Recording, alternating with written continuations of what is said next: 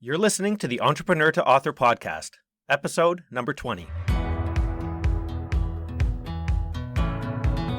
Welcome to the Entrepreneur to Author podcast, the podcast that brings you practical strategies for building authority and growing your business. And now, here's your host, Scott McMillan. You've heard the analogy about the tree falling in the forest? Leaning into that same theme, if a book hits the market and there's nobody there to use it, does it still make a noise? For the entrepreneur, no.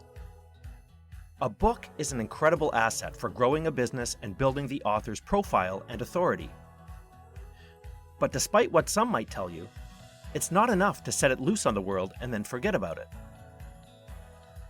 The entrepreneurs who succeed with authorship are the ones who understand their book's value and commit to putting it to work in their business.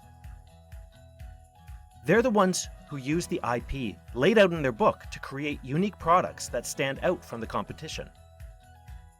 The ones who get their book into the hands of their prospects to move them along the buyer journey. The ones who use their book as an authority signal with influencers to garner media attention and amplify the exposure needed to get noticed by their ideal clients. In short, they have a plan, and they stick to it. That, my friends, is just what our guest in this episode did. When the COVID-19 pandemic hit, few industries were more negatively impacted than his industry: personal health and fitness. As gyms closed and in-person gatherings were restricted, many clients of personal trainers around the world found other ways of staying in shape. Many more simply succumbed and deprioritized their health, whether intentionally or simply through inertia. Gyms and trainers responded by taking classes online, but soon the market was flooded with free classes, making it hard to stand out, let alone bring in revenue. The pressure forced many to close up shop and even leave the industry altogether. But some stuck it out. Some doubled down. Some have made it through the other end. Bruised, not broken, they've come out stronger, and yes, perhaps physically, they're trainers after all, but I mean competitively. Some, like our guest today, have a stronger foundation to their business than they did 2 years ago, and that is not by accident. Stay tuned, because we're going to find out how he did it in this edition of Entrepreneur to Author.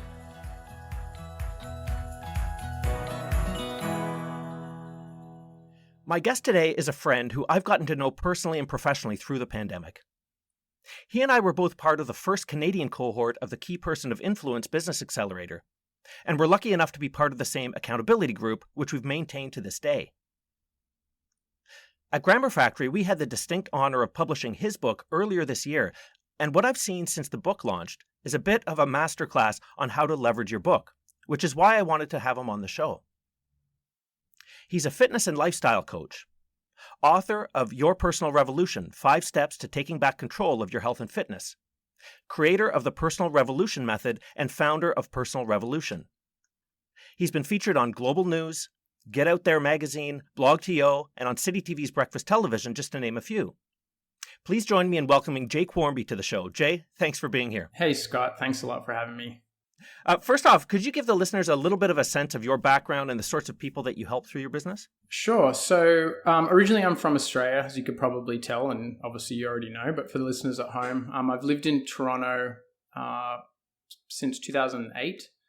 And I originally just started through the corporate fitness scene, I guess, starting off at a gym and working as a personal trainer and working as a head trainer and then a fitness manager and then a functional training director, and kind of exceeded, that path as far as it would take me. And so then I decided to leave that and start my own business, and kind of did the exact same thing. I started as a personal trainer, then I started a boot camp, and I just sort of kept stacking and stacking until eventually I'm sort of now just exclusively working with executives, entrepreneurs, kind of the top tier of Toronto's executive talent, I guess. People that work at Dyson, Apple, places like that. The big companies. The big companies, yeah. Yeah. Now, the past couple of years have been a bit unprecedented, haven't it, in our lifetime? And your industry was hit harder than most. Uh, could you share a little bit about that experience from your perspective, what it was like? Sure. Yeah, you're not wrong there. I think the fitness industry was probably hit the hardest. It's hard to remember now, but gyms were sort of one of the first things to close down, and they were the last thing to open. So it was extremely challenging, and for someone who works in the fitness industry, it was extremely demotivating, because I don't think you need to be a rocket scientist to sort of understand that looking after yourself, being healthy, working out is sort of one of the key things that you really should be doing as part of your life on a good day, let alone a bad day. And so it felt like what really was critical for everyone was stripped away with no real explanation, and just made working in that industry extremely, extremely challenging. Like you said, there were people switched to online, and then there was a whole bunch of free stuff. People working from home, people unsure whether they wanted to leave the house or not. It sort of felt like every possible excuse for not working out and looking after yourself was available to everyone. Which was really, again, really discouraging, because it sort of was like, okay, if I was going to give you an option of, okay, let's work out via Zoom. It's like, oh, my internet doesn't work, or let's work out outside, or it's too cold, or I don't want to leave the house, or it just felt like people were just placing whatever card down that they had, and they had the whole deck.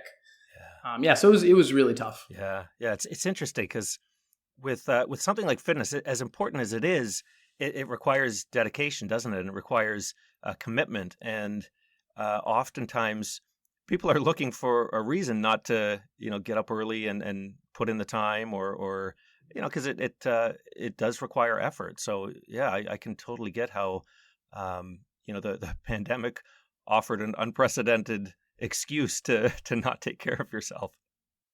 Yeah.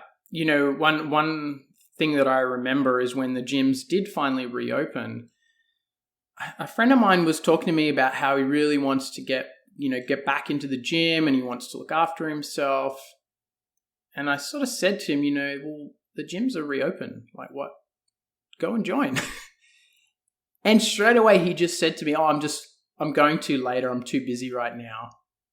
And I thought, wow, like you just told me in one hand that you were desperate to go back, and yet 30 seconds later you were too busy.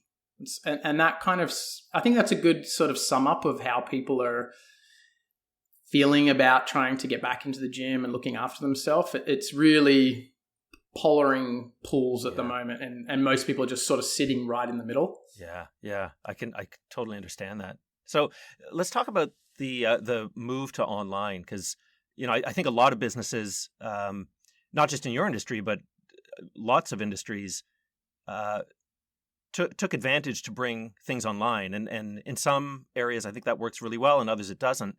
How did you respond to the challenge? Did you try to bring things online? What would you say was similar to what you did compared to some of the others in your space, and what was a little bit different compared to the others? So I found it really challenging there's two sides to it, actually. So I moved the boot camp fitness classes that I've been running for, 10 years or something. I moved that virtually. And funnily enough, I'm still actually doing it virtually, because everyone who switched to doing it virtually actually realized that it worked well for them. I have a lot of couples that previously only one of them could go because they have kids. And so now they figured out that both of them can do the class. The advantages is that a 45-minute class, when you're doing it from home, is actually a 45-minute class. You don't need to, go 10 minutes, 20 minutes to the studio and coming back. So that was kind of surprising for me. I thought that originally would just be a sort of part-time thing. Now that's a permanent thing, and those people have no interest going back.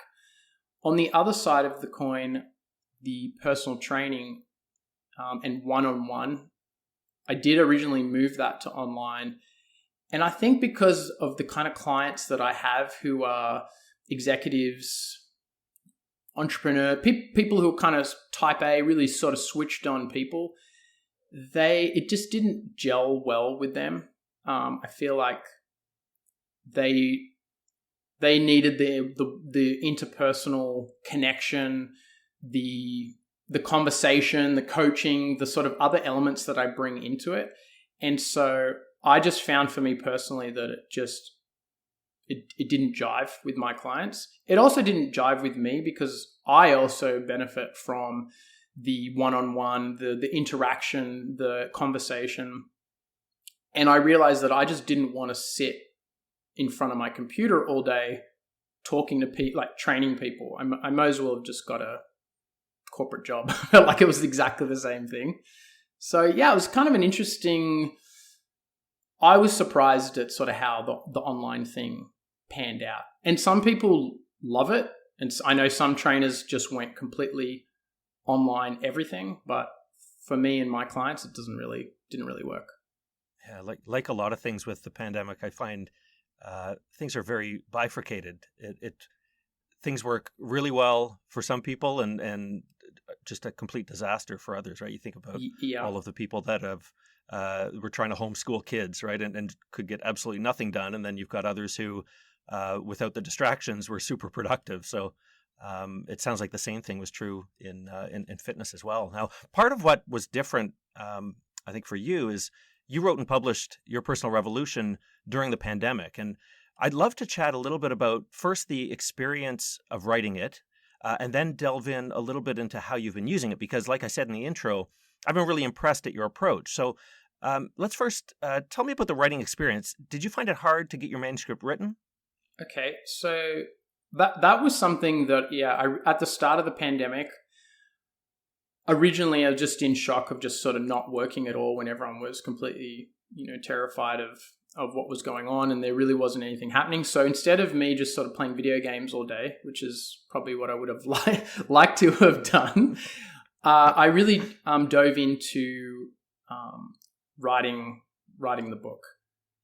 The experience of writing the book, I'm a pretty disciplined person and I tackled it as a discipline, which I think really worked in my favor. I specifically chose a time of day to write and I wrote Monday to Friday for an hour and a half to get... I just felt like if I just chip away at this, then it'll eventually be done. And I actually enjoyed it a lot more than I thought, which was kind of funny for me because I'm not, I work in a gym and I haven't written since, university. I haven't had to really write anything major for years and years and years. So what was interesting is that I found that I did have a creative streak in me, I guess, and was able to, what I think, come out with a pretty good book. So yeah, the process of it was good. And did you find that because there's two parts to writing. There's the act of getting words out onto the page, and then there's the process of coming up with the ideas that ultimately need to be converted into words. So that second part is your intellectual property. And to what extent did you already have that established? And so it was a process of extracting that versus to what extent were you developing your intellectual property through writing, if you know what I mean? Yeah, it's a good question. I think I found, so I had the intellectual property and the processes and everything that I learned sort of, it was kind of like it was sort of in a vault, I guess. And the writing process helped me extract that. Because when I sat down to write the book, I had a pretty brief outline. Like I didn't say, right, I'm going to write a book and it's going to be exactly on this and I know exactly what I'm going to write about. I went into the process thinking, okay, I'm a very knowledgeable trainer, coach. I haven't really thought about myself as being knowledgeable. I think people can kind of relate to this, where you're working and you're just constantly working, and maybe you're excelling, you don't even really realize you're excelling, and you're just caught up in working and doing the best job that you can. In reflection, you can sit back and say, oh, actually, maybe I do have a skill and I am an expert in this field. And writing the book for me really allowed me to see that was actually the case, because I had to extract this information, put it together, lay it out in a way that, it's one thing to be writing for yourself, I guess, if it's a journal, but if you're writing a book for someone else, that really then solidified that knowledge, because I also had to figure out how to explain it to someone. And that's like a whole different kettle of fish to say, okay, well, I have this knowledge, but how do I transfer that knowledge to the reader? Which then made me become even more of an expert in those topics. Yeah, well said. Does that make sense? Does that answer the question? makes perfect sense. Yeah. And that point about expertise, that really ties in a lot to the second point that I wanted to talk through about your book and writing it, because shortly after you launched it, you did something really effective that got your book some great exposure in local media, specifically on breakfast television in Toronto. But what was really smart, I think, was how you took advantage of that opportunity. Can you tell us a little bit about what you did and how you pulled it all off and what's come of it? Sure, yeah. So I have always approached my book as the ultimate business card. I kind of honestly almost look at it as a key, a magic key. That's the analogy that I sort of keep in my head. And I think with this book, using it as a key, as the ultimate business card, what doors will this key fit into and unlock? And I think it's like really important, particularly obviously we're entrepreneur to author, we're talking about entrepreneurs and books here, is that I'm under no illusions that I'm going to retire off this book from the selling of the book. However, the doors that this book opens are going to make me money. And so it's a little bit of a different way. And it's funny, not to go on a tangent too much with it, but people always ask me like, oh, how, are you selling tons of books? Are you making money? And it's funny that the layman thinks that that's what the book does. And it's like, no, that's not what my book is for. So I've tried to get onto, everyone wants to get onto breakfast television or a news slot. It's a really good, it's the pinnacle of exposure in everyone's mind. And I tried before, but like, how do you try when you like, what do you say? Like, hey, I'm a trainer. Like, let me on the show. I've sent emails or whatever before. Obviously I had no responses. Now that I had a book and the book, got some traction on Amazon, was a bestseller for a week or so. Yeah, I'm going to claim that. So that gave me access. That was the magic key, is that I was able to reach out to someone who I know who works at Rogers and was able to say, hey, listen, I've written this book. It was a bestseller. Is there any opportunity? Do you know anyone who may work at breakfast television? And kind of use that key to sort of open that door. And they just said straight away, oh yeah, sure. Like, no problem at all. I think undoubtedly if I just reached out and said, hey, can you get me on breakfast television? They would have been like, I don't know. But they were able to then reach out to breakfast television. They were able to say, okay, this guy's got a book. Here's his bio. It's a bestseller, etc. And breakfast television just within a week kind of sent me an email and just said, hey, do you want to jump on it on a Tuesday? And it did feel like a magic key, because it just felt a little too easy, So I went on the show, and it was it was about exercising in the morning, and I did the segment. And so how I used the book this was a real strategic thing for me, is that I actually, in the background, I'd set up my house as a studio. In the background, I'd set up all the books kind of in a display that were just subtly in the back. And I didn't talk about myself at all. I just did the best segment I could. And then the last 20 seconds of the segment, they were like, okay, Jay, where can people find you? I had a book really close by, and I just grabbed the book and I held it up. And I just said, something along the lines of, thanks everyone for watching. If you'd like a copy of the book, just send me an email and I'll send you out a copy. And that was it.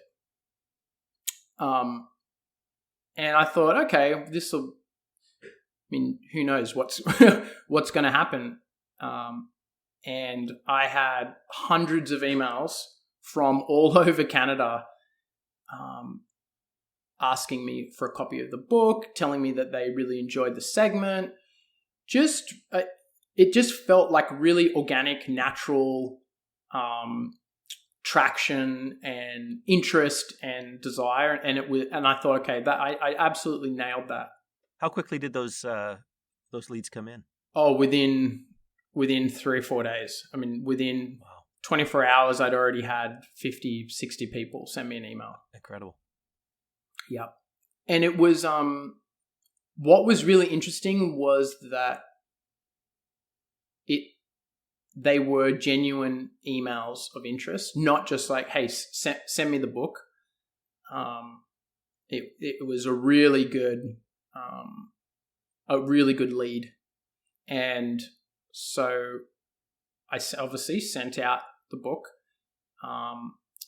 What I actually did was, I think was kind of a little bit different too, is I thought, okay,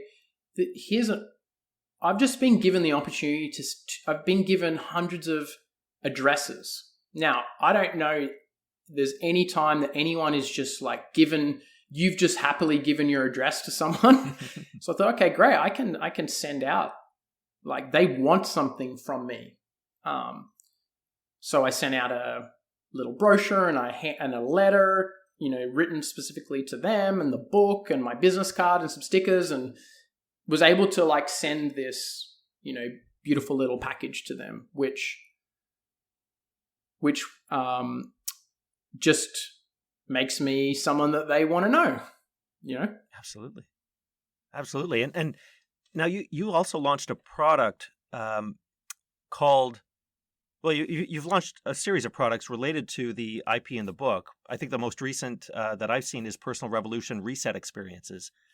Can you tell us a little bit more about that and the connection between the product and the IP in the book? Sure. Yeah, so definitely coming from now that the book is out, it just elevated not only my own confidence, but also my sort of stature in the fitness industry, I guess.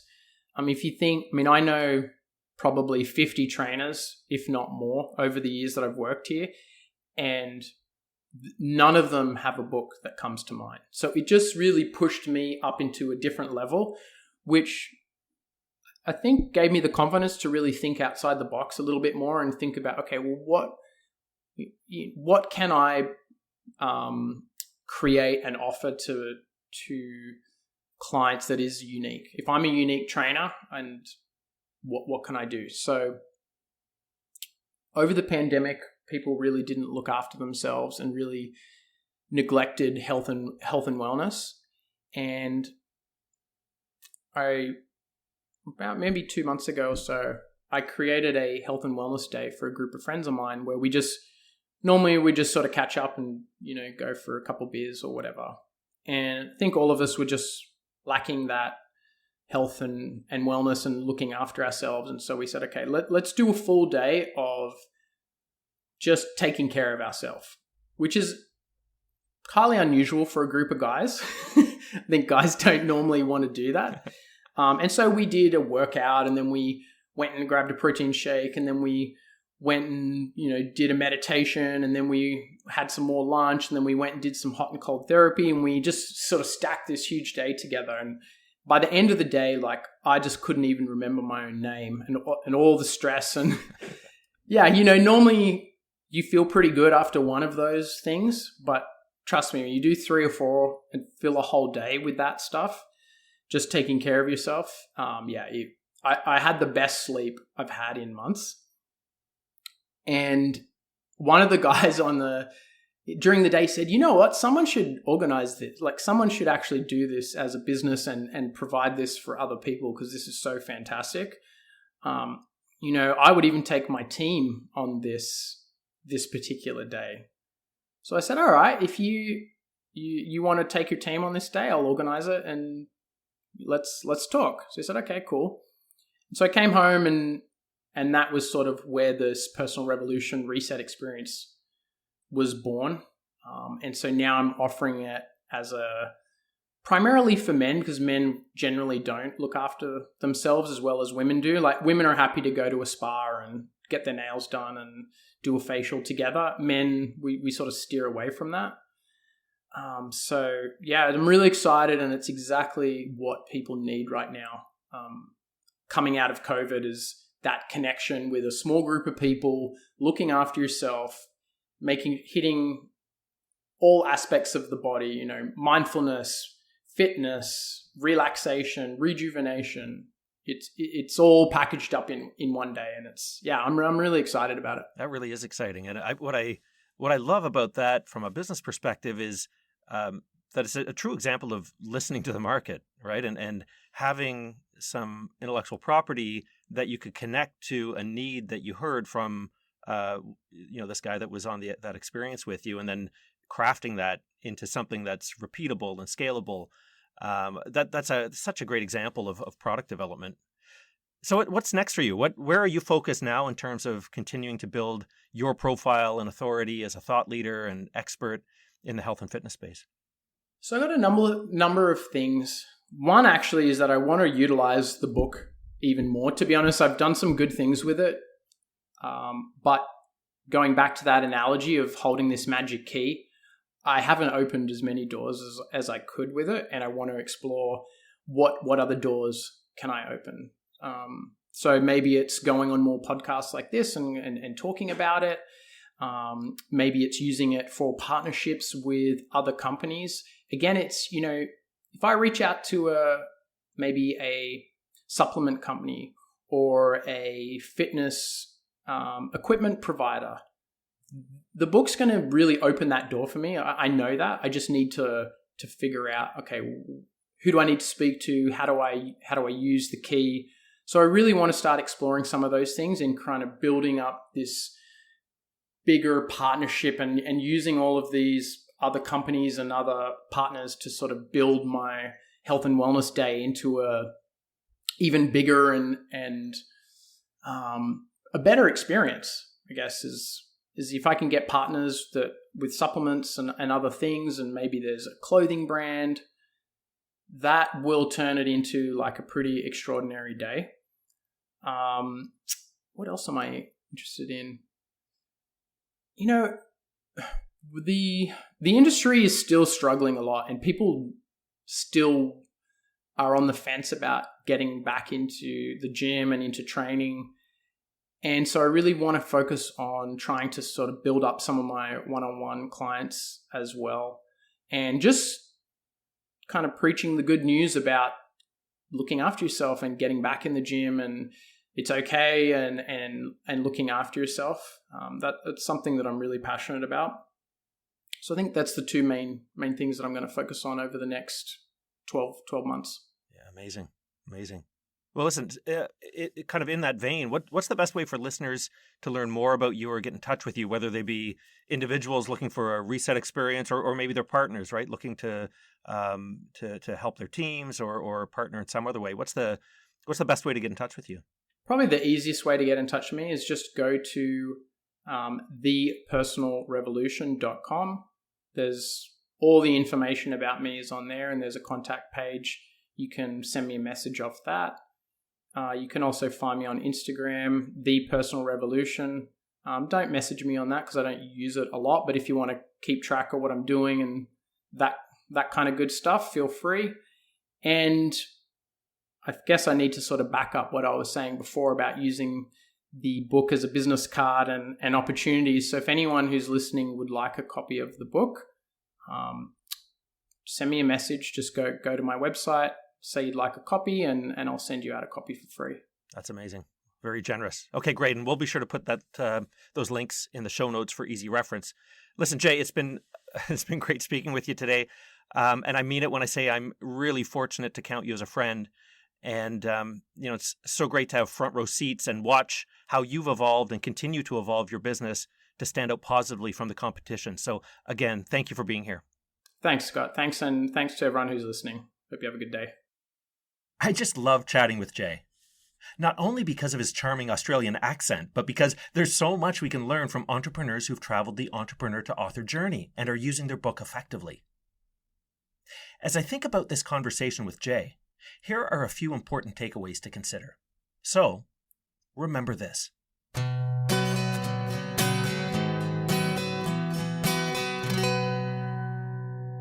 When it's hard for people to know just how good you really are without first working with you, you need to find a way to elevate yourself above the competition.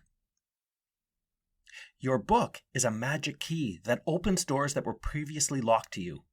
But even with a book, you still need to find those doors and open them. Jay shared how hard it was to get media coverage, but how his book set him apart, and that is the sort of credibility boost that every entrepreneur needs. Just like health and fitness, writing a book takes dedication. But by consistently setting aside a bit of time every day, it's amazing how much progress you'll make. Now is the time. Time to write, time to publish, and time to grow. I'm Scott McMillan. Until next time.